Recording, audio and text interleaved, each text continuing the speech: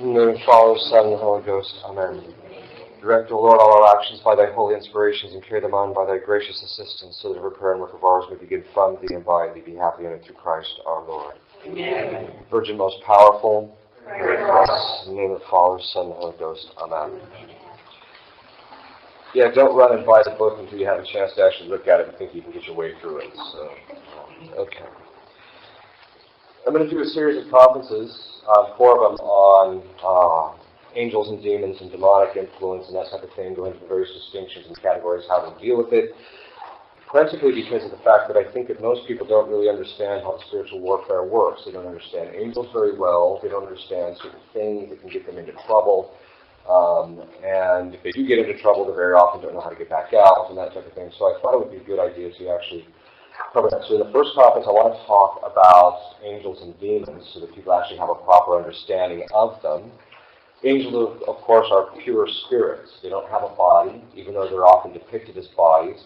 One of the things I often rail against is, and this is something that exorcists generally don't particularly like seeing, is angels portrayed as women. And the reason being is because whenever demons appear in the form of women, it's to denigrate the human form. And not that there's anything wrong with the female form. That's exactly the opposite of the case.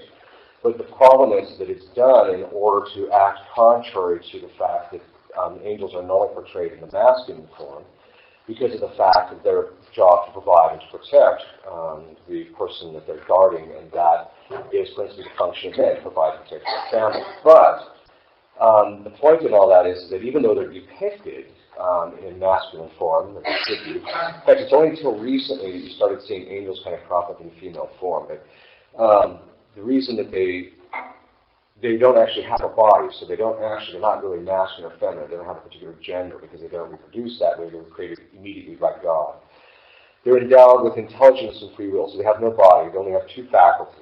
That is, by faculty, it's this ability to do something, and that is they intellectually understand, and they make choices. Since angels only have one motive power, that is the thing that moves them, that is the will, they are stronger and more powerful. Their wills are stronger and more powerful than ours. And their will is as strong as it's proportionate to their intellect, and their intellect is proportionate to their substance. We'll talk about what that all means here in a minute. But basically what it means is that their wills are far more powerful than ours. And this is one of the reasons why sometimes when people come under their influence, their ability to fight them off is extremely difficult, because their will is far stronger than ours. Of course, the degree in which they can influence people is determined ultimately by God. So that's how much of the will they can use, and the strength of the will that they can use in relationship to a particular individual is determined ultimately by God. They were, from the very instance of their creation, had infused knowledge. Now, by that we mean they had the knowledge of all of the essences of created things, which basically means this. They knew everything there was to know about trees, everything there was to know about the nature of human beings, everything there was to know about the nature of angels and everything. God is a different matter, because his nature can't be contained by a created intellect. But they did have a natural knowledge of God that far excelled ours. They didn't know the course of human events, save a few things, which I'm going to talk about in a minute. But they had all this knowledge, which means that not only are they more intelligent than we are, they're far more knowledgeable than we are, which means they can look at a set of circumstances and also predict much more accurately where things are going to head and things of this sort. So you get people like Nostradamus, whose predictions were done by sorcery, which is why the church condemned him. They're about 80% accurate, and that's because demons the 2 things that demons don't know are the providential plan, or what they call the divine economy regarding grace. And that means that they don't really know exactly whether God is going to give specific graces to particular individuals or not, because the grace can actually change people's choices, and that they also don't know. They don't know the individual choices of human beings until after they occur. They can usually get a pretty good idea, because they can look at somebody and think, because of this person's past history, because of his disposition, he's most likely to do X. And then from that, they can factor in a number of things, so they can kind of predict where the future is headed, but not perfectly accurately. So their infused knowledge came immediately at the point of their creation, but then as things happen, those things that happen are infused in their intellect, which means that for an angel, if he wants to know what's going on anywhere in the world, at all. All he has to do is, with his will, move his intellect to consider that thing. They know all of the particular events that are going throughout the world now, as they occur. Not the future ones, but as they occur. They know all past history, they know all the, except for those things which occur in our own interior lives. Angels communicate by getting a concept in their mind, and then through the will, applying that, or indicating to another angel that they want to communicate, the other angel gives consent, and then as a result, that angel acts upon the intellect of the other angel, and then he receives the concept that he's thinking about. That's how they communicate. It's basically a form of telepathy. That is also the same way they communicate with us. That is, because they only have an intellect and will, they move us, they affect us, acting upon our bodies principally. We'll see a little bit more about that. But it's basically a form of telepathy. At least that's the modern term that most people would be familiar with. Because they don't have a body, they're purely spiritual like God. Because they don't have a body, they're not in a place. Now, some people say, my guardian angel's here with me. Well, what do you mean by here? Yes, it's true. He's here in the sense that his activity is occurring in a particular location. Because remember, through their will, they can actually cause things in us, and so we say an angel is here because he actually causes activity in a particular location. But place only pertains to those things that are physical. And so, as a result, angels are never in a place. This is one of the reasons why, just by changing their thought, they can act upon something here and then instantaneously be acting on something someplace else in the world. And so, because they're not bound by place, they don't have to travel like we do. Angels are said to be in a place by the application of their wills to some physical thing, nor are they in time. They're not in time. Now, if you actually look at created things, and God, you take him into consideration as well, there are in fact 3 different states in relationship to time. There's those who are in time, that's us. And time is that which has a beginning and an end. We're created at a certain point, time will come to an end when Christ returns. So it's a beginning and an end. Then there's what they call, and that's what human beings are in as long as they have a body. Their soul is not in time, but their body is. Physical things are in time. Then there's what they call the Avum, and that is the thing in which spiritual things exist. It's not in time because it has a beginning, but it has no end. It has sequence of events, but it's not measured in the same way that time is. So angels are actually outside of time, but they act in time, and what's happening in time is infused in their minds as it happens. Okay. And then the third one is what they call the eternum. In Latin, it's the eternity. And that's only God, because he has neither beginning nor end. So they're not in time, but their activities do occur in time by the application, again, of their will to some particular thing. They were created by God out of nothing. They were first brought into existence in the state of innocence, so they hadn't committed any sin. In the state of grace, so they had sanctifying grace in their souls. And they were endowed with the virtues of faith, hope, and charity. Angels have no other virtues other than originally they had faith, hope, and charity. And the reason they don't have any other virtues is because a virtue determines how I relate to a particular thing, but they don't have that kind of a situation, such a relationship to God. Physical things, it's not like they have to worry about eating too much. It's not like Ghostbusters, we see the thing wolfing down on hamburgers or something. They don't do that kind of thing, so as a result, they don't have to have the other virtues.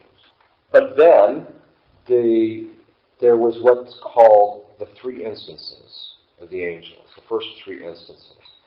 The first is they were created in an act of knowing. What does that mean? Well, with us, we've got to wake up in the morning and drink a sufficient amount of coffee before the brain functions, right? I mean, even then, we've got to think about something for a while before we really understand. That's not how angels function. The instant they consider a thing, they fully exhaust everything there is to know about that thing instantaneously, to the degree that their intellect is capable. So when they were first created, they were created in this immediately act of knowing. That immediate act of knowing included their assigned task from God. This is what God said, this is what you are to do. Now, every assigned task with the angels had a relationship to Christ in some fashion, either proximately or remotely. So in the case of Lucifer, for example, when he said, not serve him, I will not serve, he actually rejected his assigned task, which was to be the bearer of knowledge and light to other creatures, but he was also communicated to the angels, was communicated that Christ, God, was going to become man. And that in that process, they were going to have to serve this God-man if they were to be saved. This meant that all men and all angels were saved by virtue of Christ, or they're all damned by virtue of Christ. So it means that they were told something that, this is your assigned task, this is how it relates to Christ. Now, what Satan could not accept, because he was the highest angel created, he could not accept the fact that there would be a woman, the lowest of intellectual creatures, who would so far excel him in grace and knowledge of God that she would excel everybody combined, even him. Which meant that his place as the highest would be superseded by someone even higher. And when he said, "No, I will not serve," St. Louis de Montfort tells us that he rejected Christ under the aspect of Mary. He would not accept her. And so what's the punishment always fits the crime? That's why in the Old Testament we read, "She shall crush your head." Because you didn't do that, because you didn't accept her, she's going to be the one that's going to crush you ultimately. All of the demons that rejected Christ rejected him under some aspect. So it means, for example, there's one exorcist I know, and he's dealing with one particular individual who's possessed. And the demon actually rejected Christ under the aspect of his mercy. He would not accept the fact that Christ was going to be merciful to them, because remember that angels have no mercy. There's no mercy to them, which I'm going to talk about in just a little bit. Okay, so the first instance is they're created in this act of fully knowing their assigned task, that relationship to Christ. So, for example, your guardian angel's first thought communicated to him was that he was going to be assigned to take care of you so that you may be saved by Christ. That meant that one of two things either happened. They either accept that, so the first instance created an act of knowing. The second instance, St. Thomas tells us they either accepted it or they rejected it. Now remember, it's not like us. Human beings are kind of clueless. We're pretty stupid. And so that's why God has mercy on us. I always tell people mercy is for the contrite and the stupid. And that's basically what it is. Adam and Eve just really weren't that bright. I mean, they were extremely intelligent, far more than we were, but the fact of the matter is they just didn't have it like the angels have it. And that's the real reason why God has, one of the principal foundational reasons why God has mercy on us, because we're just really not all there intellectually. And so what he'll do is he'll cut us some slack as long as we're sorry, right? Well, the angels weren't stupid. So when they made their choice, they fully understood all of the ramifications, all of the punishment that would come from it, and all of the merit that would come from it if they chose the right thing. So when they made a choice, it was absolutely and fully volitional. And so in the second instance, they either chose to accept their assigned task or reject it. In the third instance, then, because they're not like us, see, the reason why we're around for a while, even after we commit mortal sin, is because of the fact that God will give us a chance to get, very often, not always, but God gives us chances in order to get our acts together so that we can get into heaven. But that's not the way it is with angels. They either do the right thing or they don't. And once they do that, their wills are locked into that choice permanently, forever. Not like human beings where we vacillate back and forth. And that's because of the fact that our knowledge is not as clear as it could be, and so we can vacillate. Whereas with the angels, there is no vacillation. So when they choose, their wills become confirmed in that thing instantaneously. So they're either confirmed in the good or they're confirmed in the bad. Then that being the case, the third instance of their creation, so we're talking about boom, boom, boom, boom, they were either damned or they got to see God immediately. Now you're going to hear from time to time people say things like, oh, well, there's this discussion, this battle, and it kind of went on for a while, and some of the angels weren't really clear, and they don't really show. That's just all false. Don't listen to it. I know it's in some of the popular books, but it's simply not true. These choices were made immediately. This is one of the reasons why. Well, how do we know this? Christ himself said it about Satan. He was a liar from the beginning, which meant from the first instance of his choice, that's it, boom. Okay, now that being the case, then after that, the spiritual warfare began. So then they started trying to beat up on each other, of course. And remember when I told you they can take an act of the will and apply it to the other angel, and if the other angel gives consent, they'll say yes to it. Well, that's basically how they engage in spiritual warfare amongst each other. And if it came a certain point, of course, where God said that's enough. Okay. Those angels which sustained the test given to them by God were then given the beatific vision and are now mediators for us to pray for them. The angels that fell which were created good by God and then became evil through their own fault. Now this means, for example, and one of the things that can actually inspire your devotion to your own guardian angel is the fact that his choice was to accept you as his directee. And so because to will the good, the definition of love is to will the good of another. When he accepted you, it was an act of love. His first act was an act of love for you. And under the aspect of God, of course, but that's what it was. It was an act of charity. And so some people say, well, what happens if mine said no? God assigns you another one. So don't worry, you got one somewhere.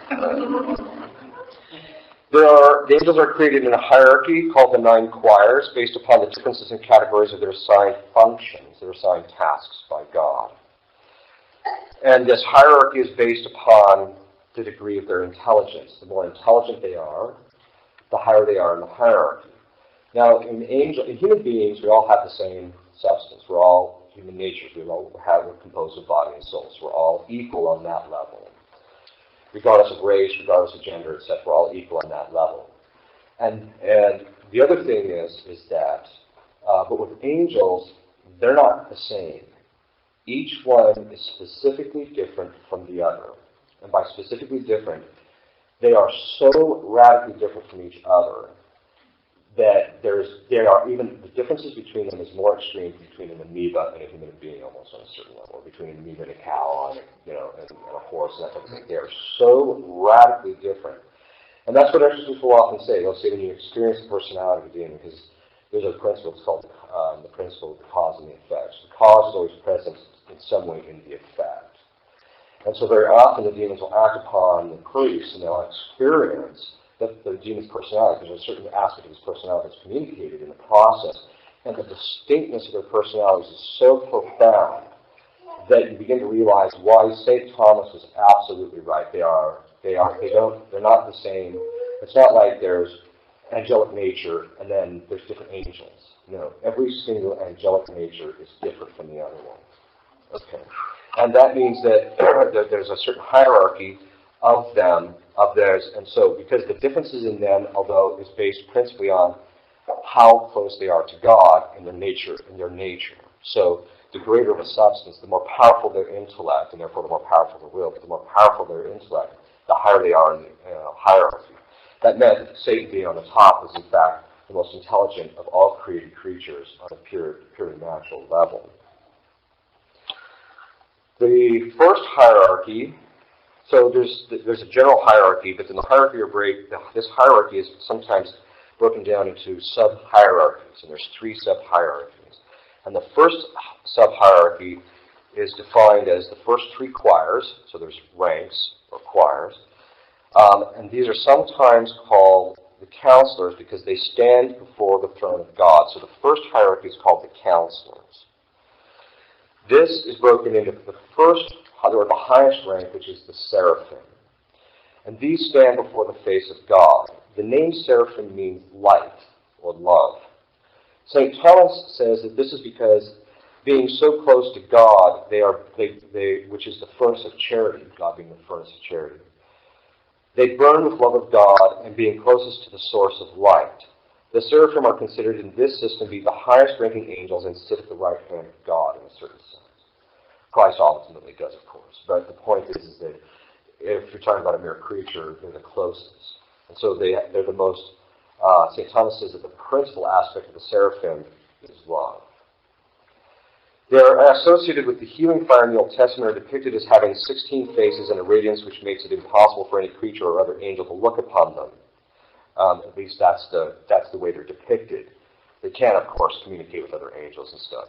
They're also usually described as having 3 pairs of wings, although angels don't have real wings, of course, because they don't fly from place to place. The wings signify the fact that, as I said before, they can apply what they're doing in one place and then instantly change and apply their will in another place. And so we think that, the fastest creatures tend to be those that can fly, and so we tend to ascribe, they have wings. And also, the wings are also considered to be things which can protect. So those that are, contained within under the wings, and so that's one of the reasons too we depict them with wings. Then the second one is the cherubim. These are the knowledge angels, sometimes what they're called, because they pass on the information to the angels beneath them, which they gain from God and from the seraphim. Normally, the seraphim do not have involvement with those below them insofar as they are created principally for the worship of God alone. What it basically means is there were 7 seraphim which God created in the beginning, and their principal function is just to gaze upon Him all the time and give Him worship. That was their principal function. Now, that doesn't mean that they can't communicate with other angels, and they do communicate knowledge to other angels, but that was their principal function. They are mentioned in Exodus 25 as having carved the figures, or simply having been the figures, depending on the biblical translation, for the Ark of the Covenant. Also said to have been posted at the entrance to paradise after Adam and Eve were driven out. They were depicted as having 2 pairs of wings and 4 faces and stand for eternal vision, vigilance, and knowledge. Sometimes they are said to drive God's chariot for Him, serve as His bookkeeping service. I'm not sure quite how that works. And maintain the hosts of heaven. The host is a throng of angels that goes to battle. Sometimes they are said to know divine secrets not known to others about God. This is based upon the fact that they're more intelligent. Now, that's only because of that. Here we're talking about on a natural level, and sometimes God does communicate to them things, even that is secretive knowledge on a higher level. It's not communicated to the lower angels. But when the final judgment occurs, all things will. Then the thrones, that's the next, are the service angels, or the footstool of God. They're depicted as with many eyes and serve as the wheels for the chariot of God. They're said to have been assigned the task of fulfilling the justice of God, which is why they are called the thrones. Their power lies in humility. Although they are said to shine as brightly as the seraphim and cherubim, their humility allows them to be objectively pass judgments on behalf of God. And that basically what the thrones are is they're the ones who communicate the knowledge of the higher ranks of angels down to the lower ranks.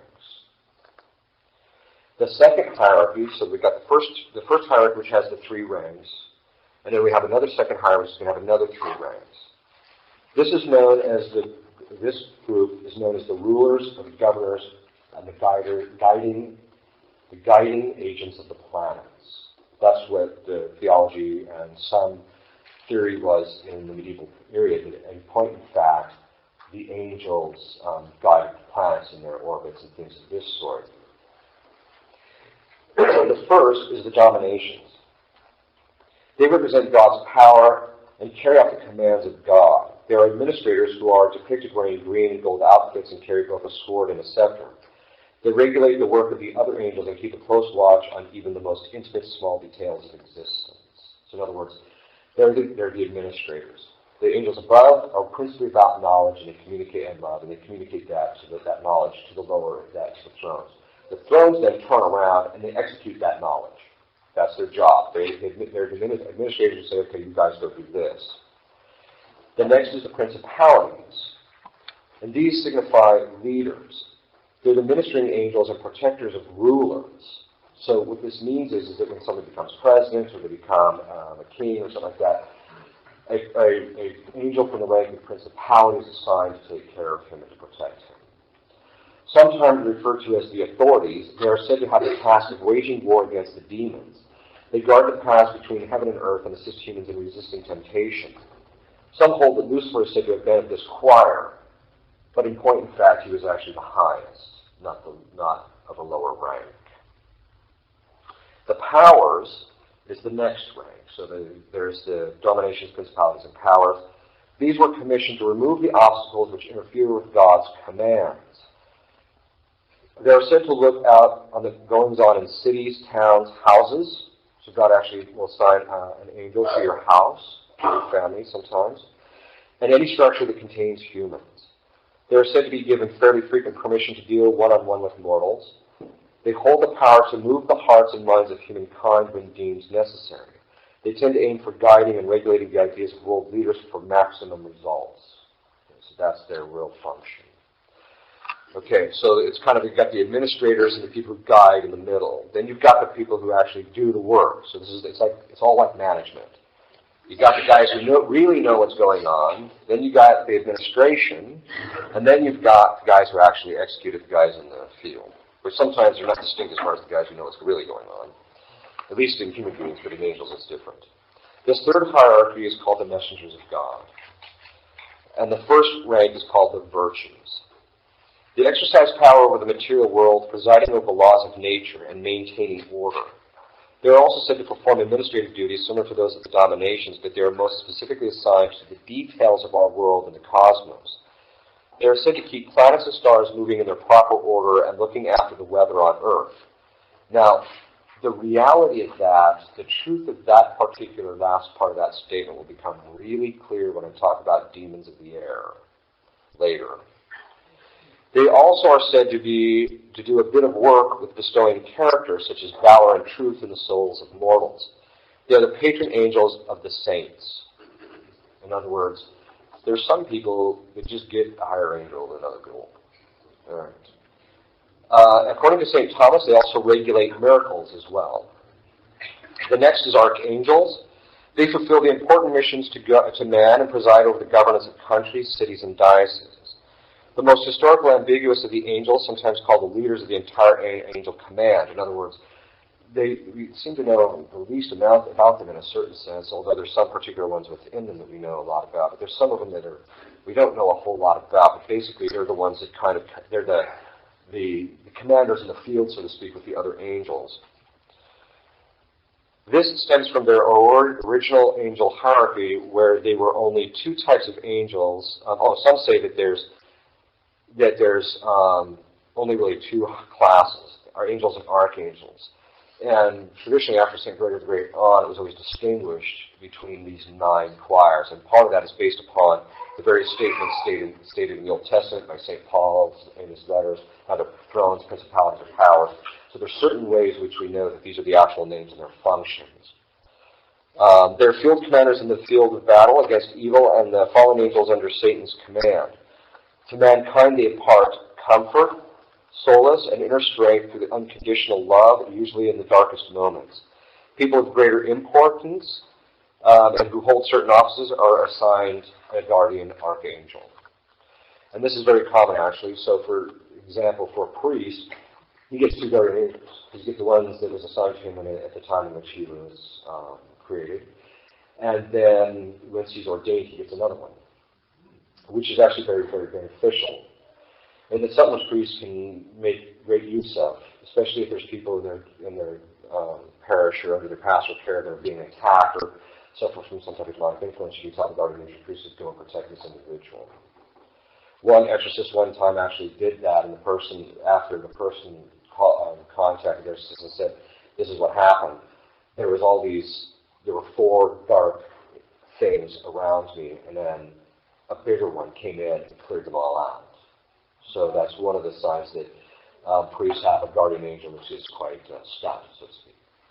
Then there are guardian angels. They watch over the spiritual and physical life of men and obtain gifts from God for them. They don't get a special name, although sometimes they're called the guardians or guardian angels. But not every angel from that rank is a guardian. While all guardian angels initially are from that rank, not all of them that are in that rank are. Some of them deal with other things.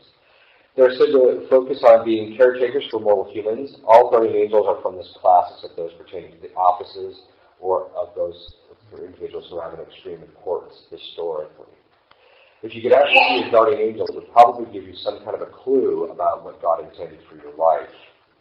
The number of angels. Considering that every person receives his own guardian angel, and that from the choir of angels there are more angels than there were assigned to men. So from the first rank, you have at least the number of angels which pertain to all the guardian angels of all the human beings that ever existed, plus those that weren't assigned, plus those who would have fallen from that. That's just only one rank. And then you have all the other ranks above that. It's pyramidal, so as you get up higher, there's less and less of them in each particular rank. That means that of the angels, there's probably in the order of hundreds of billions of them. They say, you can't put a number on it, you can't quite quantify it this way, but they say that the material created universe which we see only accounts for 5% of God's creation. That the angels actually constitute not the other 95%. Obviously, the number is questionable because you can't really set a number to them. And you can't compare a spiritual substance to an immaterial substance quantitatively in a certain sense. Okay. But the point is that there's far more of them than there are of us. The demons. They were once created in the state of grace, but they fell in the second instance and they were damned in the third. They lost all the power that pertains to the grace that they had, but none that pertains to their intellect and will. They're just as intelligent as they used to be. Now, human beings are different. Every time we commit a sin, we get dumb and stupid. And every time we do it, we get dumber. Okay. Whereas every time we do an act of virtue and do the right thing, the brighter we get. So the moral to the story is that doesn't apply to demons. Their intelligence is not lost. Their infused knowledge is not lost. They still know everything that's going on. It's infused in them as things go on. They know everything. This is one of the reasons why you can tell someone's possessed. They're telling you things are going on in some other place, in some other room, and there's no way this individual could be there to know. Their intelligence is so far above ours that we stand absolutely no chance in relationship with them except by means of grace, which enlightens our minds above their knowledge. They do not have darkness of the intellect, again, as I mentioned, but they don't know future events. They don't know what God, as I said, is going, which graces He's going to give to a particular individual. They know some graces. There are some people who become possessed through no fault of their own because they're targeted by demons because that particular individual is to play a pivotal or a key role or a very important role in history. And so this is, they're just targeted individuals. And you can see it in their life. They're oppressed. Their life is just a disaster from the time it begins to the time it ends, which usually means if your life is a disaster, you're probably supposed to be more important than you think you are. Which usually consoles people to some degree. Their wills are so powerful that the lowest angel could disintegrate the earth, or if God would allow it. They can kill us by a single act of will, but God, we know in the book of Job, said, do not touch his substance, which is a technical phrase for saying you cannot kill him. Only grace in our wills and the power of accompanying our prayers and good works can we overcome their will. The sin they commit was by rejecting their task. This means that that sin also constitutes their greatest weakness, their greatest shame, and their greatest humiliation. Their name is their assigned task. So if you can find out what their name is in an exorcism, that means you know what their weakness is. And that's why they don't want you having it. Second, to name a thing constitutes a form of authority. When Adam was brought all the things to name, it was to indicate, that this is all different from you. And it was partly done so that you would understand that when Eve was brought to him, okay, yeah, she's not like anything else. Okay. So there was that side of things. But it was also to indicate that to manifest his authority over them. It's why parents have the right to name their child, because they have a natural law authority over them. So once you have the name of somebody, there's a certain authority, because you can get their attention to it, there's certain things that you can do with their name. Well, it's the same thing with demons. Once you have their name, there's a certain authority that you have over them, and that means once you know their name, you know their weakness, and you just beat them over the head with it. They possess all of the infused knowledge endowed at their creation and continue to receive this infused knowledge. This is why dealing with them is extremely dangerous and requires an absolute abandonment to God, His grace, and providence. If you ever see a guy, if you ever see a priest who thinks he's going to deal with this on his own intelligence, he is doomed. In fact, if anything they'll tell you, exorcists will tell you, is that being an exorcist is one of the most humiliating works that you'll ever do, because you're constantly getting bamboozled by them. Not in bad ways, and you just hope it doesn't harm people in the process. But God allows it for your humiliations to become more effective as an exorcist. It is false theology that you read from time to time, as I mentioned, they were uncertain. A battle continues in Abram after their creation, sometimes called heaven, but in fact, that is the Latin